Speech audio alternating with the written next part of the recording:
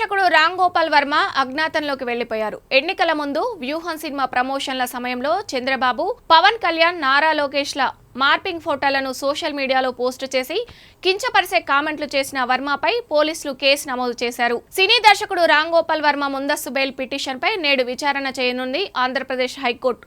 మొత్తం 3 పిటిషన్లు దాఖలు చేశారు వర్మ. ప్రకాశం జిల్లా, విశాఖ జిల్లా, గుంటూరు జిల్లాలో తనపై నమోదైన కేసుల్లో ముందస్తు బెయిల్ కోరుతూ హైకోర్టు మెట్లు ఎక్కారు వివాదాస్పద దర్శకుడు.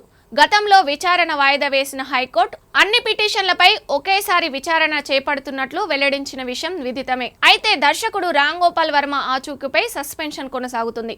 హైదరాబాద్ జూబ్లీహిల్స్ లోని ఆర్జేవీ డెన్ నుంచి ఏపీ పోలీసులు వెనుదిరిగారు. శంషాబాద్ లోని ఓ ఫామ్ హౌస్ లో తలదాచుకున్నారనే సమాచారంతో పోలీసులు అక్కడికి వెళ్లారు. అక్కడ కూడా ఆయన లేరని తెలుస్తుంది. అయితే వర్చువల్ గా విచారణకు హాజరయ్యేందుకు సిద్ధమని ఆర్జేవీ లీగల్ టీం చెప్తుంది.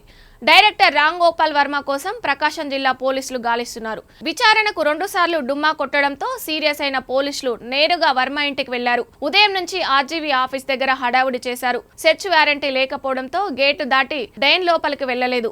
అయితే ఆయన ఎక్కడున్నారనేది ఇప్పటి వరకు క్లారిటీ లేదు. శంషాబాద్లోని ఫామ్ హౌస్ లో తల దాచుకున్నారనే సమాచారంతో అక్కడికి వెళ్లారు పోలీసులు.